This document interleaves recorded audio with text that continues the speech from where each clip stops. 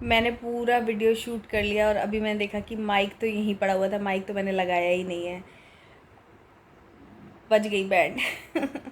Hello everyone, welcome back to my channel और मैं हूं निधि। आज के वीडियो में हम बात करने वाले हैं Q&A, मतलब मेरे बारे में पर्सनल Q&A होने वाला है।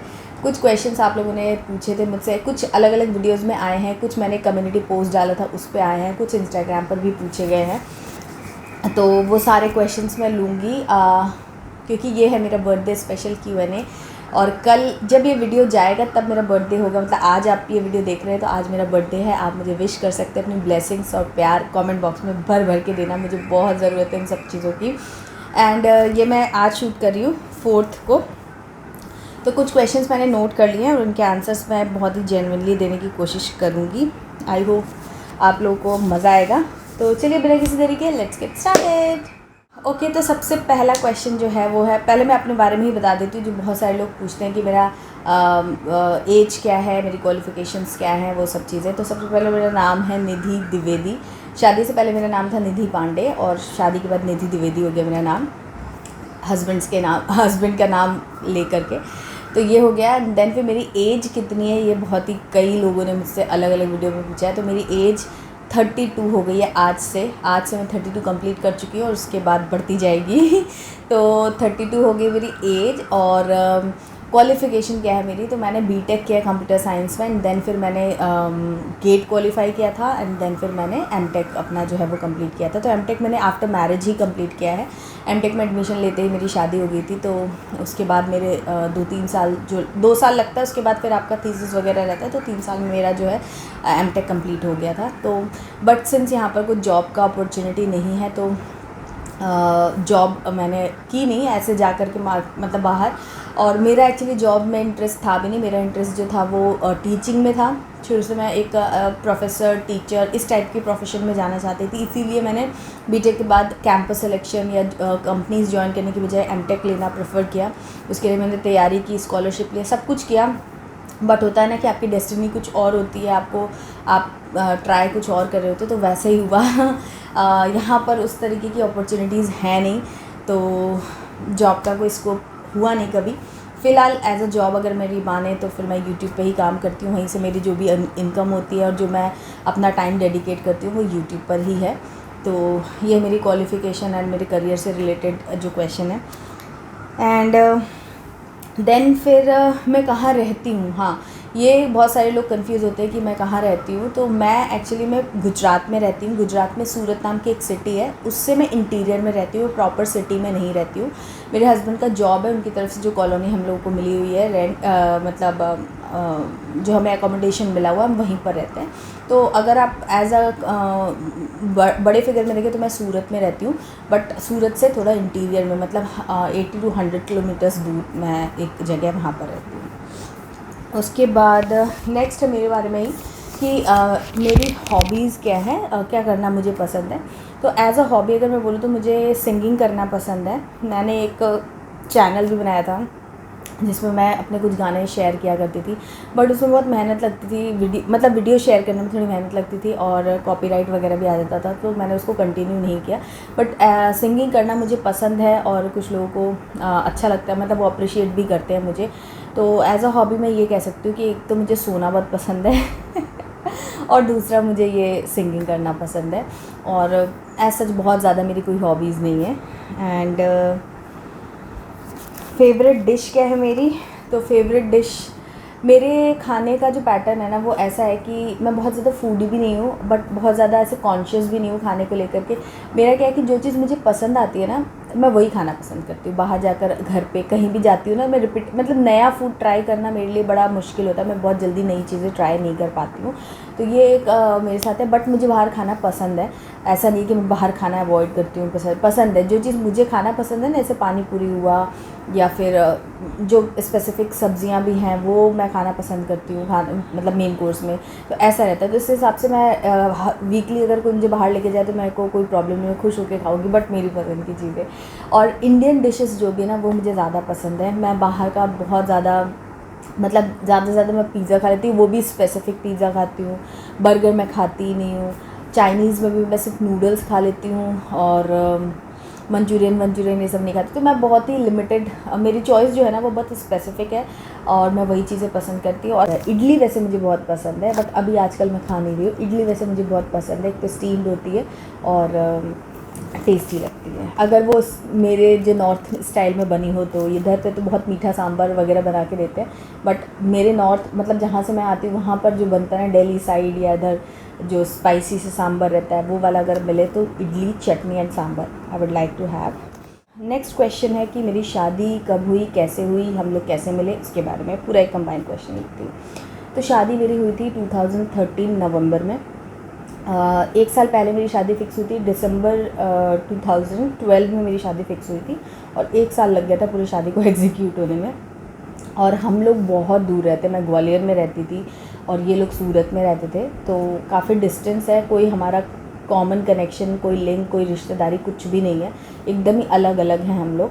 और बट हमारी शादी होनी थी तो हो गई। अरेंज मैरिज है, तो अरेंज मैरिज में भी प्रॉपर अरेंज मैरिज है क्योंकि हम लोग एक दूसरे से मिले नहीं थे। हमारी शादी फ़िक्स हुई थी दिसंबर, बताया ना मैंने, तो हम लोग मिले थे मार्च में मिले थे, शायद मार्च लास्ट में ऐसा कुछ था टाइम जब हम लोग मिले थे एक दूसरे से। उसके पहले हम लोग फिज़िकली मिले ही नहीं थे, एक दूसरे को देखा ही नहीं था, सिर्फ फ़ोन पे हमारी जब हमारी शादी फ़िक्स हो गई उसके बाद हमारा फ़ोन पे कॉन्वर्जेसन शुरू हुआ। उसके पहले सिर्फ एक कॉन्वर्जेसन हम लोगों के बीच में हुआ था, जस्ट फॉर्मल कि क्या है कैसे है।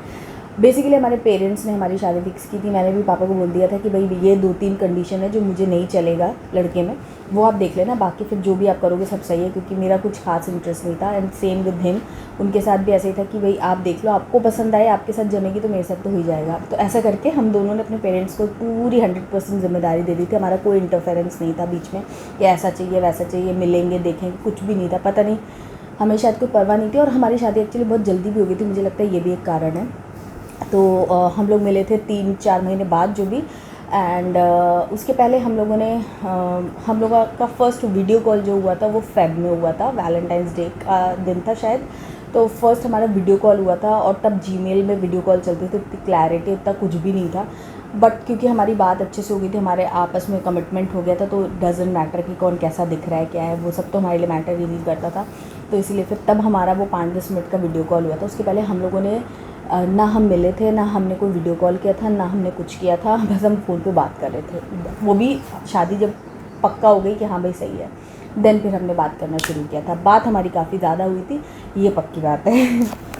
इसके बारे में मैं पूरी डिटेल में आपको स्टोरी कभी और बताऊंगी अगर आप लोग को जाननी होगी, बट हाँ शॉर्ट में ये बता सकती हूँ कि अरेंज मैरिज हुई थी और वो भी थोड़ी सी डिफरेंट तरीके से। आप लोगों ने मतलब कम ही सुना होगा, ऐसा मैंने खुद ही कम सुना है। तो ये हो गया। एंड बच्चा मेरा कब हुआ था और अभी ये 2 बच्चों के बीच में मेरा गैप कितना है, तो मेरा बेबी हुआ था 13 में मेरी शादी हुई थी एंड देन 17 में मैंने कंसीव किया था। 16 दिसंबर में कंसीव किया था, तो बेसिकली 17 ही मान लो, 17 में ही आरव हो भी गया था। तो आरव हुआ 17 में और ये वाली प्रेगनेंसी मेरी 22 में मैं डिलीवर करूँगी। ये मेरी 21 में कंसीव किया तो 22 में डिलीवर करूँगी, तो अराउंड 5 ईयर्स का गैप हो जाएगा, लगभग कुछ महीने कम करके, वैसे मोटा मोटी 5 साल का गैप हो जाएगा। चाहती नहीं थी मैं, बट अब ऐसा ही हो रहा है।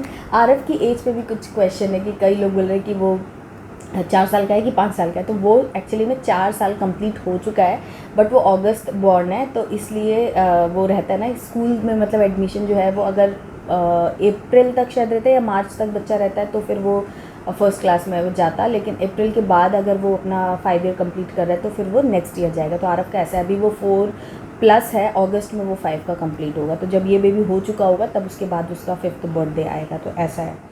सो नेक्स्ट क्वेश्चन है मेरा कि how much weight I gain in pregnancy. अभी जो मेरी प्रेगनेंसी चल रही है उसमें वेट मैंने कितना गेन किया है, तो मैंने एक्चुअली पिछली बार भी बहुत ज़्यादा वेट नहीं गेन किया था, आई थिंक 9 या 11 kg ऐसा कुछ वेट गेन किया था आरव के टाइम पर।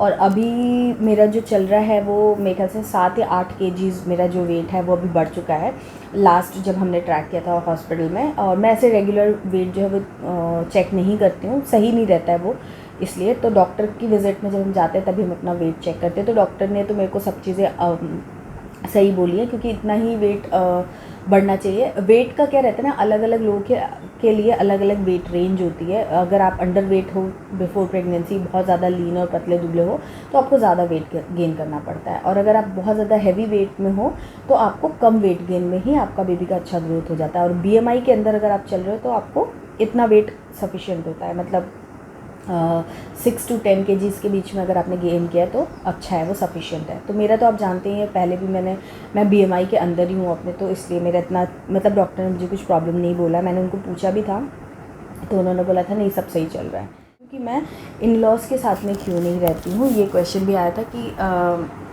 पास में ही रहते हैं वो, तो हम साथ में क्यों नहीं रहते हैं। तो इसका एक्चुअली बहुत एक एलैबोरेटेड आंसर है जो मैं देना चाहती हूँ। मेरे जो इन लॉज हैं, मतलब मम्मी पापा जो हैं, वो सिटी में रहते हैं, शुरू से ही सिटी में रहते हैं। उन पापा की जॉब वहीं पर थी और RF के होने के बाद वो रिटायर हुए, तो फिर वहीं पर ही उनका पूरा सेटलमेंट है, शुरू से ही वो वहीं रहे हैं, उनके फ्रेंड्स हैं, उनका सब कुछ वहीं पर ही है। और मेन सिटी में रहते हैं, ठीक है, वो प्रॉपर सिटी में रहते हैं और हम लोग आउटर में रहते हैं। ये एक जस्ट विलेज टाइप जगह है। वो तो सूरत, गुजरात या इस एरिया में विलेज इतने वैसे नहीं होते हैं कि मतलब एकदम विलेज टाइप रहे, वैसा नहीं है। मिनी सिटी टाइप के ही हैं, यहाँ पे सारी सुविधाएं हैं, हम लोग बहुत अच्छे से रहते हैं। लेकिन हाँ, ये सूरत के कंपैरिजन में ये विलेज एरिया, विलेज में आता है, तो हम लोग यहाँ रहते हैं। तो अब कोई सिटी से विलेज में आकर शिफ्ट करे तो वो तो मतलब कोई फ़ायदा ही नहीं है। उनके फ्रेंड्स वहाँ रहते हैं, उनका पूरा सेटअप है वहाँ, और मेडिकल रीजंस भी है कि भाई कभी भी कुछ भी प्रॉब्लम ऐसे आई तो 15 मिनट में हॉस्पिटल, अच्छे हॉस्पिटल में वो पहुंच सकते हैं। यहाँ पर तो ऐसा नहीं है, है ना। और हम यहाँ वहाँ क्यों नहीं रहते हैं, तो हम वहाँ इसलिए नहीं रहते हैं क्योंकि वहाँ से यहाँ अगर डेली ऑफिस आएंगे तो हमें कम से कम 2 घंटे का डेली का अप डाउन, मतलब जाना 2 घंटा, 2 घंटा आना, तो 4 घंटे तो इसमें ही चले जाएंगे, 3 से 4 घंटे मतलब इसमें चले जाएंगे। और वो बहुत हेक्टिक हो जाएगा, क्योंकि ऑफिस हमारा जो है, मेरे हस्बैंड का ऑफिस है, प्लांट है, वो यहाँ पर है, और प्लांट के ही पास में टाउनशिप बनाई है, गवर्नमेंट टाउनशिप है ये। तो इसमें बहुत अच्छी फैसिलिटीज़, आप लोग मेरे ब्लॉग्स में देखते हो कि बहुत ही अच्छी लोकेशन, फैसिलिटी, सब कुछ यहाँ पर है। तो कन्वीनियंस के लिए हम यहाँ पर रहते हैं। हम वहाँ रहेंगे तो ये सारी प्रॉब्लम्स हमको आएंगी, तो हम वहाँ इसलिए नहीं रह सकते और वो लोग यहाँ पर इसलिए नहीं रह सकते। रिवर्स होता तो ठीक है कि वो यहाँ मतलब ऐसी छोटी जगह पे रहते हैं, देन फिर वो हमारे पास सिटी में शिफ्ट हो जाते, तो वो पॉसिबल था। बट उल्टा तो पॉसिबल ही नहीं कि अच्छी जगह से कोई यहाँ पर आकर के रहे, और वो भी ओल्ड एज में। तो वो मतलब हम लोग का ऐसी सेटिंग है, आराम से जब मन होता है, आपने देखा ही कि आना जाना हम लोग का लगा रहता है। बट हाँ, ऐसी कुछ प्रॉब्लम है तो वहाँ पर हमारा पूरा सेटअप है मम्मी पापा का, और कभी फ्यूचर में ऐसा लगा तो साथ में रह लेंगे, उसमें क्या है, कोई ऐसी दिक्कत तो है नहीं। वहाँ भी घर है, यहाँ भी घर है कन्वीनियंस के लिए बस सारी चीज़ें हैं, तो इसीलिए हम लोग साथ में रहते हैं, और कोई मतलब ऐसा रीज़न नहीं है। Okay so guys, Q&A video का तो आज मत पूछो मैं कोई चीज़ डिसाइड करती हूँ ना तो उसमें कुछ ना कुछ अड़ंगे ज़रूर आते हैं। बट मैं ये वीडियो माइक का मैंने आपको बताया कि प्रॉब्लम हुआ था, और उस चक्कर में एक क्वेश्चन लेना रह गया। अभी जब मैं एडिट कर रही थी तो मैंने देखा कि वो क्वेश्चन तो हुआ ही नहीं है, और वो क्वेश्चन ये था कि मुझे सबसे ज़्यादा डर किस बात से लगता है, किस चीज़ से लगता है, जो भी है इसका मतलब। तो वो मैं आंसर नहीं कर पाई थी, मैंने नोट किया था बट अभी टैली किया तो नहीं हो रहा था, तो मैं अभी बता देती हूँ, कोई बात नहीं। थोड़ा मेरा गेटअप चेंज हो गया है और मैं बहुत टायर्ड फील कर रही हूँ। पहले मैंने सोचा था कि मैं अभी रात में पूरा वीडियो शूट करूँगी, फिर से शूट कर लूँगी, बट अब मुझसे हो नहीं रहा है, और मैंने डिसाइड किया कि मैं अपने बर्थडे पे Q&A व्लॉग डालूँगी, तो बस डालूँगी बस आप लोग थोड़ा सपोर्ट करना, और अगर नहीं आवाज़ क्लियर आए तो हेडफोन लगा के सुन लेना प्लीज़, है ना।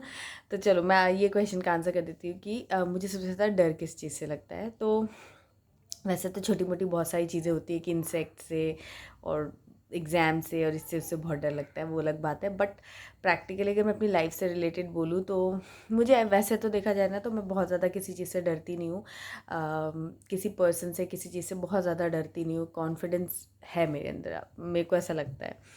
बट मुझे आज की डेट में अगर मैं बोलूँ तो मुझे लगता है कि अगर मेरे हस्बैंड मेरे साथ हैं तो फिर कोई भी प्रॉब्लम आती है मैं डील कर लेती हूँ, ऐसा मुझे लगता है। तो सबसे ज़्यादा डर भी मुझे उसी चीज़ का लगता है कि मेरे हस्बैंड और मेरा बेबी, मेरी फैमिली जो है ना हमारी, ये इसको कुछ हो ना जाए। पता नहीं क्यों एक डर सा हमेशा बना लगता रहता है, मतलब जैसे कभी तबीयत ख़राब हुई, कभी लेट हो गए, कभी कुछ हुआ, तो वो टीवी सीरियल्स में नहीं मम्मी वगैरह को देखते हैं हम कि वो पता नहीं कहाँ तक सोच लेती हैं।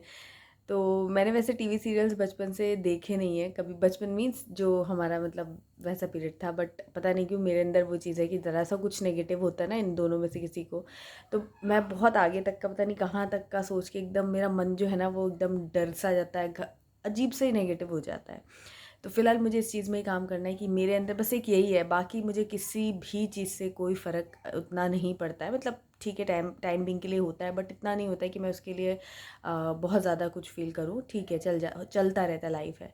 लेकिन ये एक ऐसी चीज़ है जो बिना हुए बिना कुछ ऐसा होता भी नहीं है और मैं इमेजिन कर लेती हूँ और मैं फिर उसमें बहुत ज़्यादा हर्ट भी हो जाती हूँ, बहुत ज़्यादा सोचने लग जाती हूँ। तो वो एक डर है मेरे अंदर कि मेरी फैमिली हमेशा स्माइल करती रहे, हमेशा अच्छी रहे और हमेशा मेरे साथ रहे। तो ये एक चीज़ है जो मुझे लगती है कि मेरा डर है इस चीज़ का, मेरे अंदर एक चीज़ के लिए है हमेशा कि मतलब ये चीज़ चलती रहे, ये मैं चाहती हूँ हमेशा।